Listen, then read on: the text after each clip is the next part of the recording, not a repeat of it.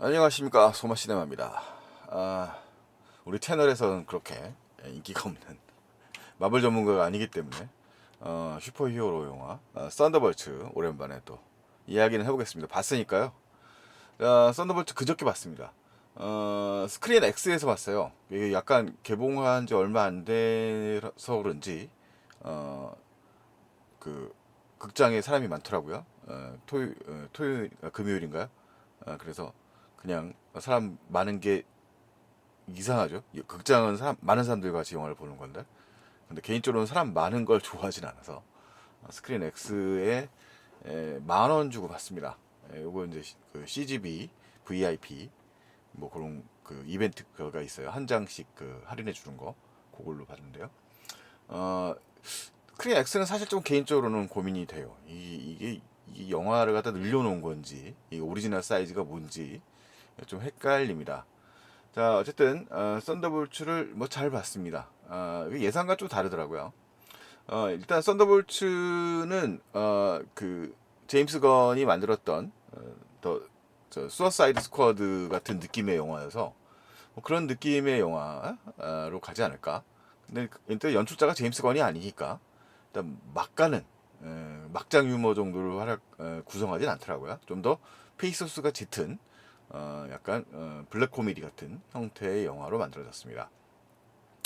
자, 일단 썬더볼츠는 그 위치상으로 보자면 이제 마블 영화를 이제 그 좀 어떤 관객들은 이제는 부담스러워한다는 생각이 들어요. 이게 그 페이지 어벤져스 사가가 좀 앞쪽에서 끝나면서 그 어벤져스 엔드게임 이후에는 그 시리즈들이 좀 그 지리멸렬을 한 경향이 있고 너무 많은 캐릭터와 TV 시리즈까지 등장을 하면서 이야기의 그 이어짐이 지나치게 많은 학습이 필요해지게 되었죠. 그래서 사실 저도 디즈니 플러스가 있지만 그렇게까지 막 그 덕후는 아니기 때문에 시리즈를 다 챙겨보진 않았습니다. 사실 내가 졸면서 캡틴 아메리카와 그 윈터 솔저 정도를 본 것 같고 처음엔 재밌게 봤었는데 뭐그 다음에는 이제 앞에 안 보게 되더라고요. 일단은 그 캡틴 아메리카 브레이브 이게 페이지 5라고 해요. 5장이죠. 캡틴 아메리카 브레이브 뉴월드 이제 멀티버스 사가가 이제 펼쳐지는 이야기가 일단은 썬더볼츠에서는 그 얘기 전혀 안 나오는 거를 봐서는 좀 이제 정리 단계인 건 확실한 것 같습니다. 캡틴 아메리카 브레이브 뉴월드하고 썬더볼츠가 올해 공개된 그 영화판 페이지 5의 마지막 영화들인데 이 영화들에서 데드풀과 울버린에서 대략 그 멀티버스 사가를 좀 정돈을 하고 그걸로 놀 만큼 논 다음에 그 다음부터 캡틴 아메리카 브레이브 뉴월 썬더볼츠는 좀 새로운 세계관을 구축해 나가는 것 같습니다. 그래서 요게 이제 페이지 6로 넘어가면 판타스틱 6, 4까지 해서 좀 이야기가 좀 바뀌어 나가는 쪽으로 전개가 될 것 같고요. 요 다음엔 또 어떻게 전개될런지 뭐 일단은 뭐 닥터 둠이 나온다고 하니까요. 그 어쨌든 로버트 다우니 주니어가 나오면서 뭐 그런 좀 기대감을 높여놨으니까 좀 얘기가 정돈이 다시 좀 되는 것 같은데 썬더볼츠도 그래서 좀 더 인간적입니다. 그 전에 비하면 이 영화의 연출자는 제이컵 슈타이슈라이어인데요. 이 사람도 그렇게 익숙한 연출자는 아니죠. 이 사람의 대표작은 사실은 이제 성난 사람들을 넷플릭스 드라마 시리즈로 상당히 호평을 받았습니다. 에, 그 작품으로 이제 이름이 알려져 있는 이제 뮤직비디오 출신 감독이죠. 그 성난 사람들 스티븐 연이 나오는. 그 다음에 이제 썬더볼츠 이전엔 로버덴 프랭크와 페이퍼타운 같은 좀 작은 영화들을 연출했었던 감독입니다. 영화 연출작으로 10년 만의 작품이고 그 사이에 이제 성난 사람들과 그 다음에 이제 스텔로톤 크루라고 디즈니 플러스에 나오는 이제 시리즈 어린이 대상 시리즈물이 있어요. 스타워즈 세계관에 뭐 그런 작품들을 이제 연출하는 감독입니다. 요 분이 만든 요 영화에 대한 그 평가는 일단 북미 쪽에서 상당히 평이 좋습니다. 일단 뭐 평론 지수도 높고 일단 이게 왜 좋냐면 일단은 이 영화 한 편을 본다고 해서 사실 영화 한 편의 완결성이 좀 어느 정도 있는 영화라고 볼 수 있어요. 그래서 그 전에 왜 그 앤트맨과 와스프 앤트맨의 뭐 3편이라든가 이것들이 자꾸 떡밥 투척을 하면서 뭔가 그러니까 얘기를 하다 마는 듯한 느낌이 드는데 썬더볼츠는 일단 이야기 한 편으로 일단 마무리된다. 라고 일단 이해할 수 있습니다. 쿠킹 쿠키고 그래서 일단은 평가가 상당히 이제든 북미 쪽에서 평이 좋은 편이고요. 팝콘 미터 관객 평가도 상당히 좀 괜찮게 흘러갑니다. 반면에 한국에서는 사실 이 마블 약발이 떨어진 지가 꽤 돼가지고 이 썬더볼츠에 대한 기대감이 애초에 높은 것 같진 않습니다. 그래서 평단도 약간 좀 시들한 반응이에요. 평균적으로 뭐 3개니까 나쁘진 않아. 뭐 이 정도의 반응인 것 같습니다. 일단은 이제 뭐 영화 전개상으로 봤을 때는 뭐 익숙한 이야기이긴 한데 뭐 그래도 또 뭐 그럭저럭 볼만한 부분이 있는 영화들이니까요. 영화니까 한번 좀 얘기를 해보도록 할까요? 해보겠습니다.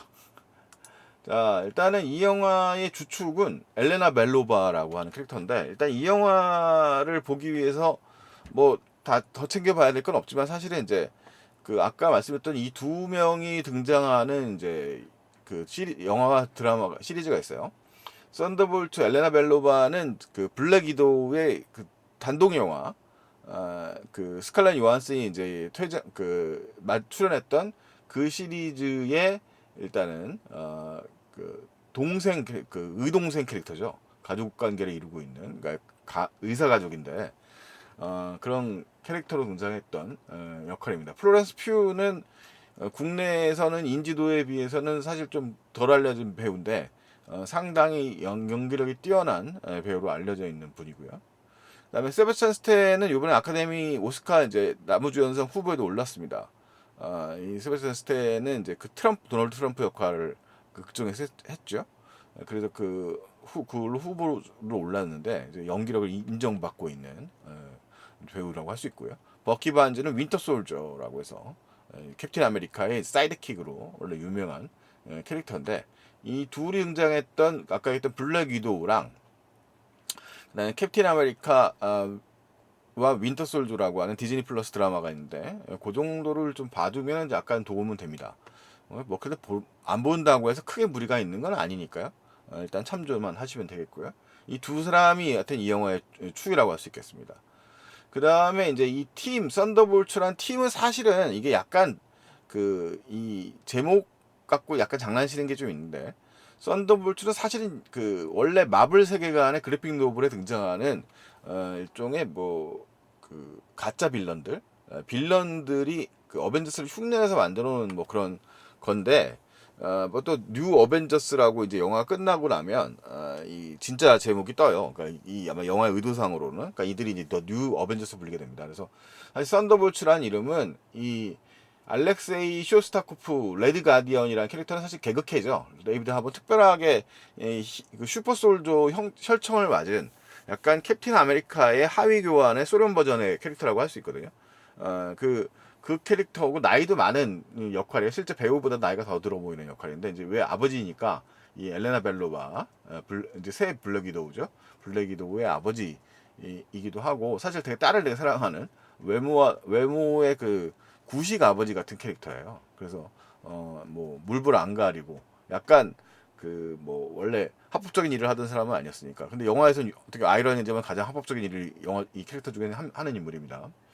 어쨌든 이 사람이 딸이 어렸을 때 뛰던 축구팀 이름이 썬더볼츠라서 그 이름을 이제 이름으로 밀어 보려고 했던 거죠.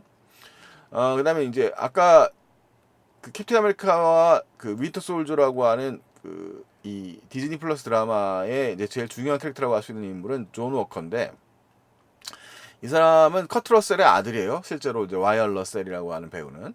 근데 커트 러셀이라고 이제 또 있습니다. 8, 90년대 또 우리 유명한 형님이 계신데 이 형님의 아들이고 이 양반은 US 에이전트라고 원래 이제 짝퉁 캡틴 아메리카죠.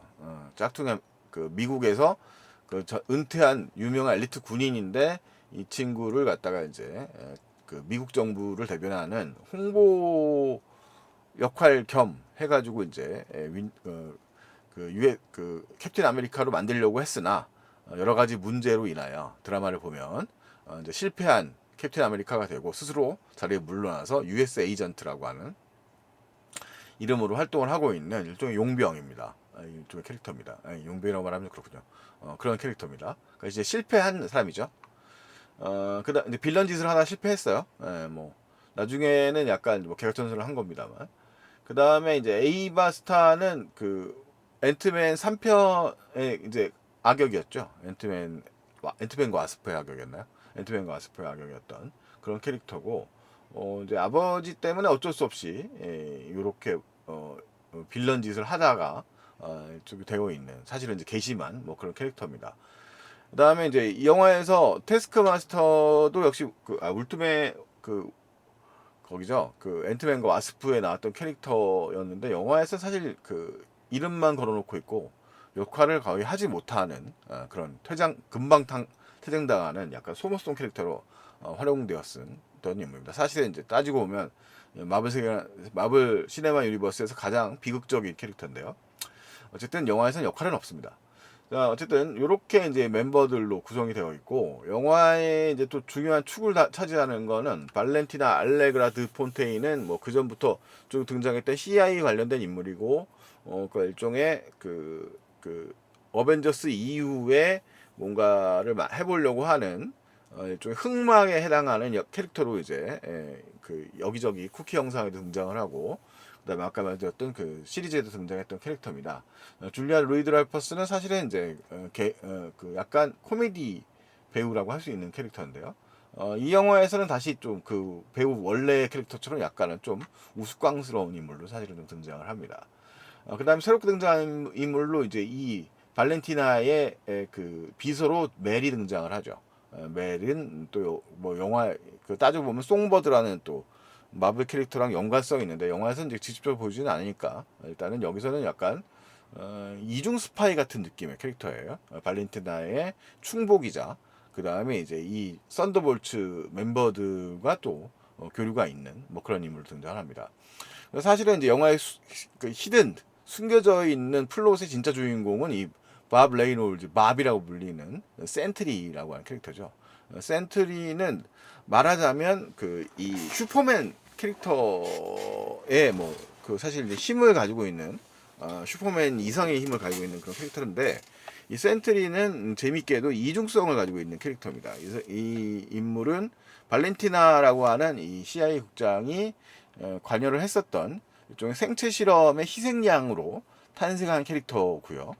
대부분 죽지만 이 밥은 어떻게 살아남았는데, 원래 실험 대상에서 센트리라고 하는 슈퍼히어로의 힘을 갖게 된 인물이라서 상당히 정신적으로 분열되어 있는 분열증적 증세를 갖고 있어요. 원래 마약 중독자에다가 되게 불행한 과거를 갖고 있는 인물로 등장을 해서, 아마 이 밥이 갖고 있는 세계관이 아마 이 서구 쪽, 북미 쪽에 있는 관객이나 평단들한테 좀 호감을 더 받지 않았을까요? 우리랑은 좀 개념이 좀 다르기 때문에 그런 좀 약물 중독자라든가 그런 좀 그 불행한 가정사를 갖고 있는 인물에 대한 입장이 조금씩 차이가, 관점이 좀 다르지 않을까라는 생각이 좀 듭니다.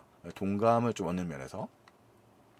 일단 영화는 재미있는 구성이긴 해요. 그러니까 이 영화의 나레이션은 이 엘레나, 블랙 위도우 역할의 옐레나의 이제 나레이션 같은 걸로 시작이 됩니다. 그러니까 옐레나가 그 말하자면 그 호크아이가 로닌 시절에, 호크아이가 이제 약간 그 어벤져스가 헤매고 있을 때 바깥을 돌면서 용병 노릇을 하거든요.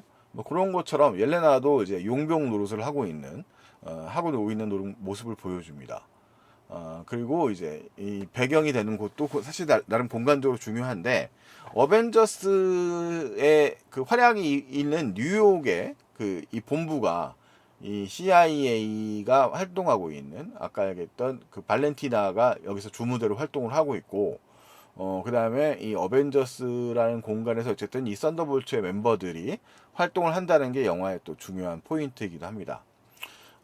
이 썬더볼츠는 이제 썬더볼츠 말하자면 이 영화 썬더볼츠에다가 별이 이렇게 찍혀 있잖아요. 저게 이제 아까 말씀드렸던 센트리의 의미를 상징하고 있다고 하는데요.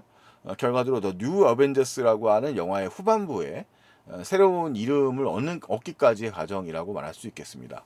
약간 뉴 어벤져스라고 하지만 이제 이게 약간은 엄밀한 의미의 우리가 얘기했던 뭐 최강의 슈퍼히어로 집단 그거랑 좀 거리가 먼 느낌인데요. 그것은 그럼에도 이들의 존재 의미에 대해서 한번 생각을 해보겠다는 측면에서는 또 영화는 또 나름대로 흥미로운 구석이 있는 영화입니다.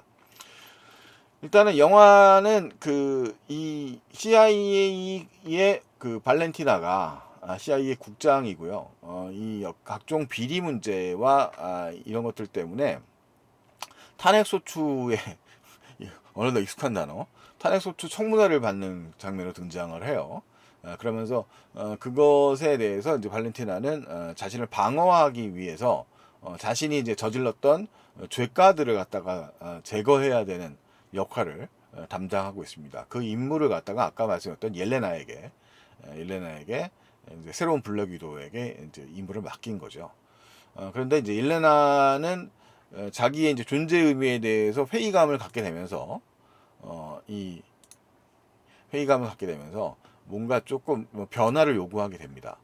그리고 이 발렌티나라고 하는 작자는 이 어느덧 국회의원 초선 국회의원이 된 이 미키 반즈에게 미키 반즈 맞나요? 이름이 자꾸 이제 외국 사람 버키죠 버키 반즈 윈터 솔저에게 일단은 추궁을 좀 뒤를 캐는 의심을 품게 됩니다. 이 버키 반즈는 나름 정의로움을 추구하는 인물이니까요. 뭐 한때는 아니었지만, 그러니까 버키 반즈도 사실 이제 이 썬더볼츠의 캐릭터들은 나라까지 갔다가 돌아온 친구들이에요.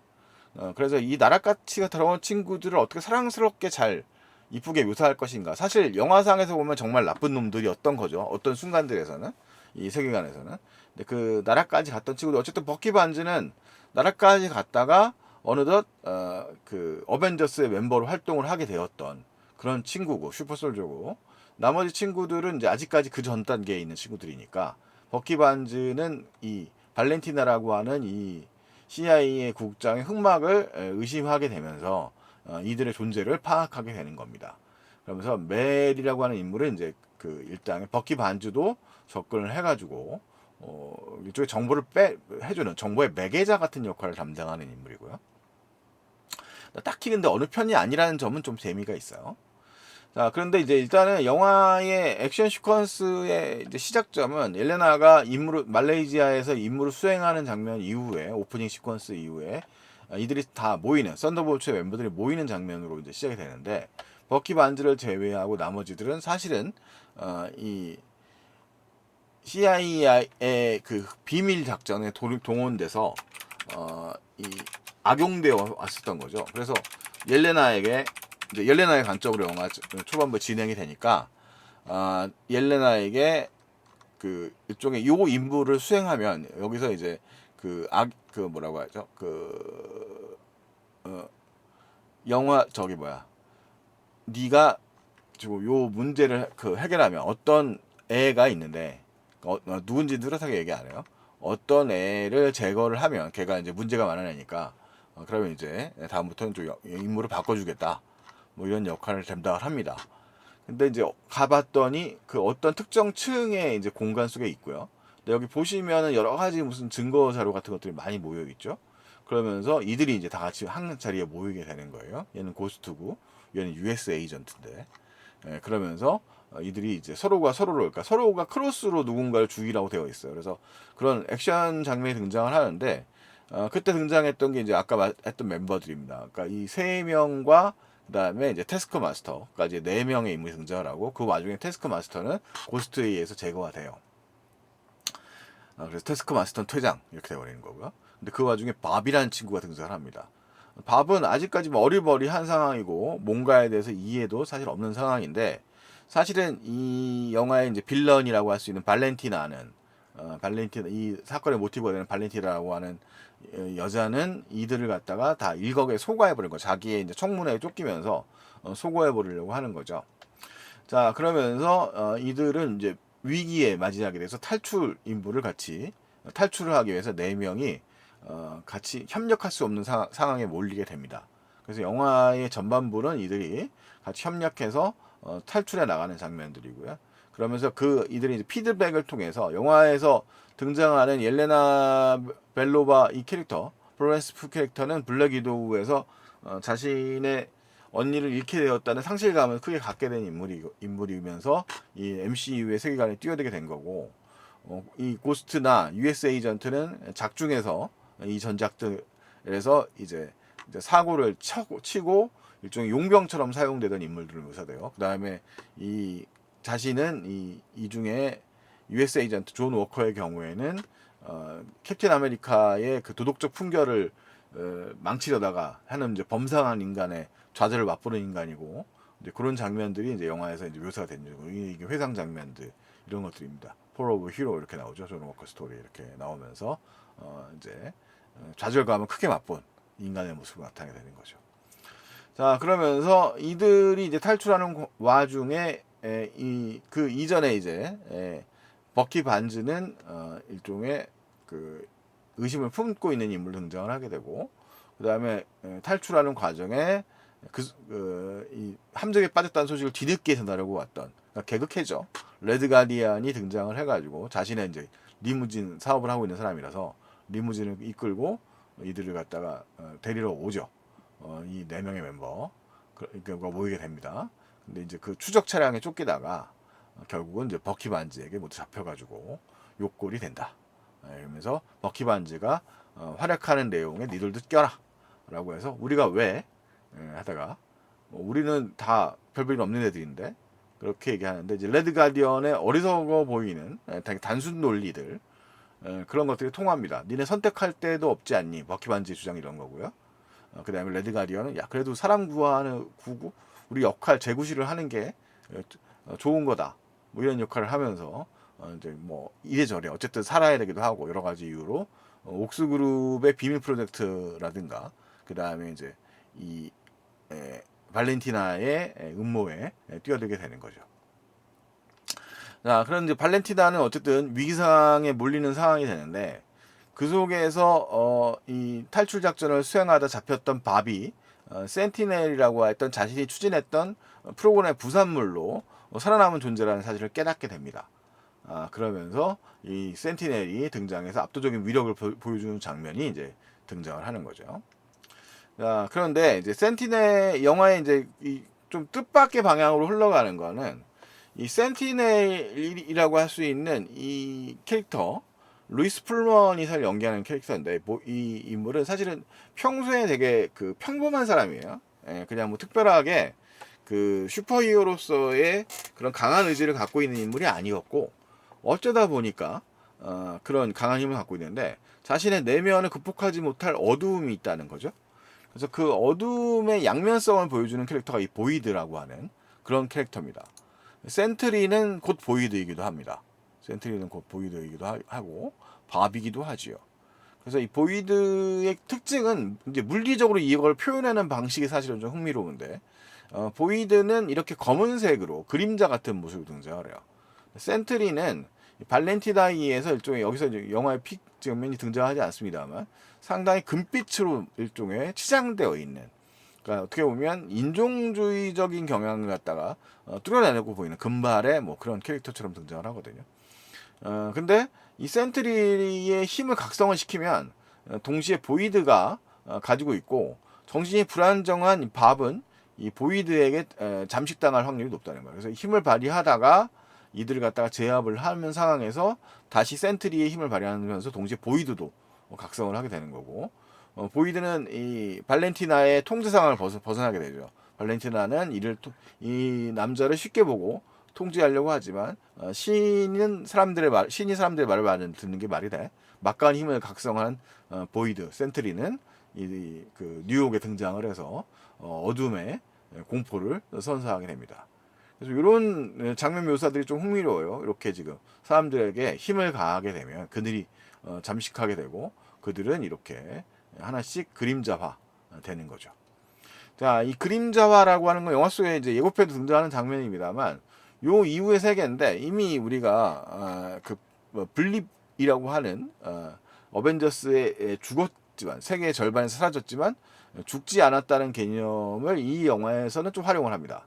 그래서 센츄리 보이드의 이 그림자화의 활약은 사람들 죽였다기보다는 내면의 어둠 속에 침잠된다는 설정을 가지고 영화를 구성해요. 그러니까 영화의 흥미로운 부분은 사실 그 부분입니다.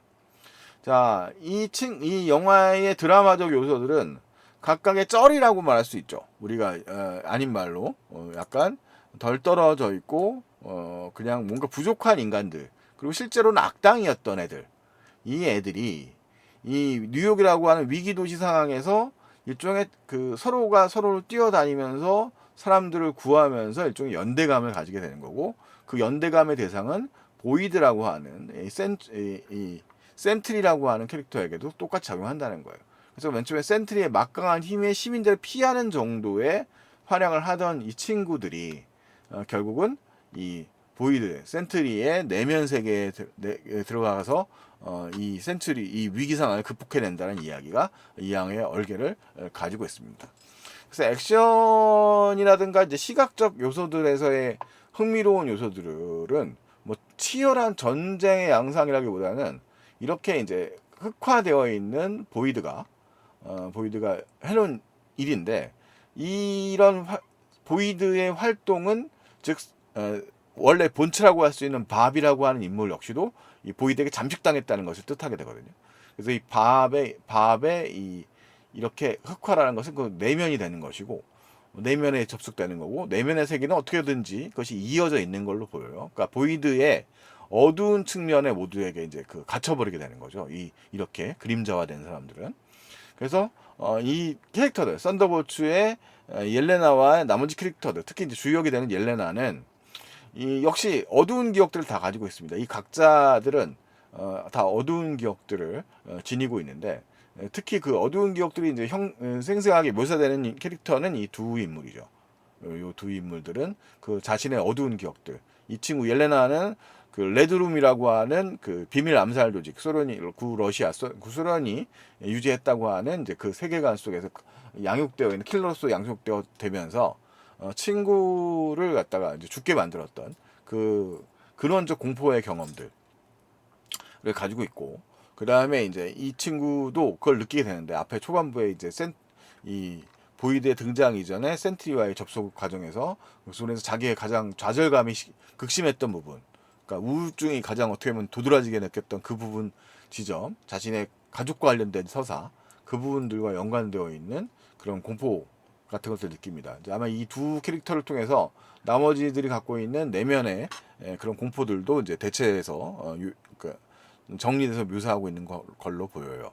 그러니까 이들이 그것을 극복해내는데, 이미 옐레나는 힌트를 알고 있고요. 옐레나가 가지고 있는 힌트는 레드 가디언이라고 하는 어떻게 보면 좀 창피한 아버지예요. 그 창피한 아버지의 존재가 계속 호소하는 그 사랑이라는 감정이 있는 거죠. 그 레드 가디언은 뭐 그런 이념이란 걸 떠나서 어쨌든 그냥 분분히 뛰는 대로 사람들 살리기 위해서 애쓰는 사람이고, 나머지 멤버들도 그것들 때문에 딴 사람들이 차마 그 사라지는 것을 볼 수는 없어서 뛰어들게 되는데, 그러면서 이 보이드 센츄리의 내면에도 들어가게 된다는 얘기입니다. 그래서 영화의 후반부는 흥미로운 구성이라고 하는 거는 이제 전체적으로 그들이 갖고 있는 이제 어둠의 측면들이 각각의 방으로 연결되어 있고, 그 방의 요소들, 방의 것들을 잠입해 가면서 이 센츄리의 그 무지막지한 막강한 힘을 물리적으로 깨버린다기보다는, 맞서 싸운다기보다는 그 센츄리의 내면에 침잠된 그 공포, 그 어두움, 그늘들을 갖다가 어떻게 보면 친구의 우정과 연대로서 풀어나간다라고 하는 영화의 결말을 향해서 나간다는 점이 흥미롭습니다. 그래서 그것을 모두 극복한 다음에 이 문제의 원인이었던 발렌티나를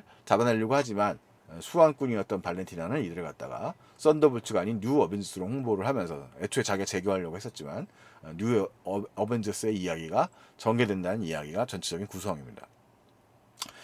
일단은 영화는 심리적인 내면이라고 하는 요소들을 갖춰 심연이라든가 이런 요소를 담고 있습니다만, 되게 가볍게 영화를 그려내고 있습니다. 그래서 아까 그 기억이라고 하는 것은 일종의 방처럼 연결되어 있고, 어떤 그 방의 연결고리들을 부셔버리게 되면 더 침잠되어 있는 그런 밑바닥의 감정들, 특히 뭐 센츄리 캐릭터 밥의 경우에는 그 어린 시절에 큰 트라우마가 계속 작동을 하면서 자신의 이제 그런 어두운 그늘들을 만들어내거든요. 그 그늘을 찾아간다고 하는, 어떻게 보면 좀 다소 뻔한 결말이지만, 그 구성의 방식들을 갖다가 뭐 어려운 무슨 뭐 환영이라든가 뭐 이렇게 복잡한 묘사가 아니라 그냥 방해 형태라고 하는 형태로, 물리적으로 그것들을 부셔나가는 방식이라고 하는 형태로 그려내고 있어서 뭐 쉽게 이해할 수 있고 볼 수 있도록 구성했다는 점이 좀 흥미로운 지점이라고 말할 수 있겠습니다. 썬더볼츠는 뭐 사실 마블 영화가 액션 그 자체로 훌륭했던 적은 사실은 별로 많지 않았던 저는 생각을 합니다. 하지만 그 캐릭터성의 미션에는 그런 좀 특유의 그런 페이소스 같은 것들이 썬더볼츠는 비교적 잘 살아있는 편이고, 그렇기 때문에 좀 이전작들에 비하면 좀 더 생동감이 있는 캐릭터들이라고 하는 면이 좀 보여져요. 이들은 일종의 각각의 서사가 다 각자 있는 거죠. 이미 전개되어 있었던 이야기들 속에서 실패를 맛본 사람들이고 사실 빌런이었던 사람들인데, 그들이 어떻게 시민들에게 도움이 되는 행동을 하게 되는 어쨌든 모습을 갖게 되는가 라는 전개를 갖게 되는 거죠. 그러면서 영화가 마무리된다는 점이 좀 흥미롭게 전개되지 않았는가. 그것을 좀 경쾌하고 즐겁게 묘사하고 있는 영화다라고 볼 수 있겠습니다. 영화의 쿠키는 두 개고요. 하나는 이 레드 가디언과 관련된 농담입니다. 영화가 다 끝나고 나서 나오는 게 조금 더 이후에 MCU의 방향을 갖다가 예고하고 있는 그런 방향으로 할 수 있겠고, 크게 두 가지 정도의 이야기가 담겨져 있습니다. 뉴 어벤져스라고 하는 게 결과적으로 이 영화 이전에 나왔던 새로운 캡틴 아메리카, 과거에 팔콘이었던 샘 윌슨의 그 새로운 어떤 또 결집과 더불어서 경쟁 관계를 형성하고 있다는 설정. 그 다음에 우주의 화면을 바라보고 있는데 판타스틱 4가 우주로부터 날아오고 있는 판타스틱 4의 로고가 보이는 장면, 그 우주선이 보이는데 그런 장면들이 이제 아마 이 썬더볼츠인데, 아마 그것이 다음에 등장하는 판타스틱 4가 과거를 배경으로 했다가 다시 이 썬더볼츠가 활약하고 있는 이 시점으로 다시 복귀하고 있는. 그러니까 이 영화에서는 14개월 후라고 하는 이후에 그 후일담 쿠키가 나오거든요. 그러니까 그 이후에 다시 그 아마도 판타스틱 4의 이야기와 연관성을 가지고 이 이야기가 전개되지 않을까라는 생각을 갖게 합니다. 썬더볼츠 뭐 가략 뭐 대략적으로 뭐 그냥 뭐 즐겁게 볼 수 있고 뭐 복잡하지 않게 영화를 이해할 수 있는 그런 영화여서 그래도 좀 호평을 많이 받고 있는 작품인 것 같고요.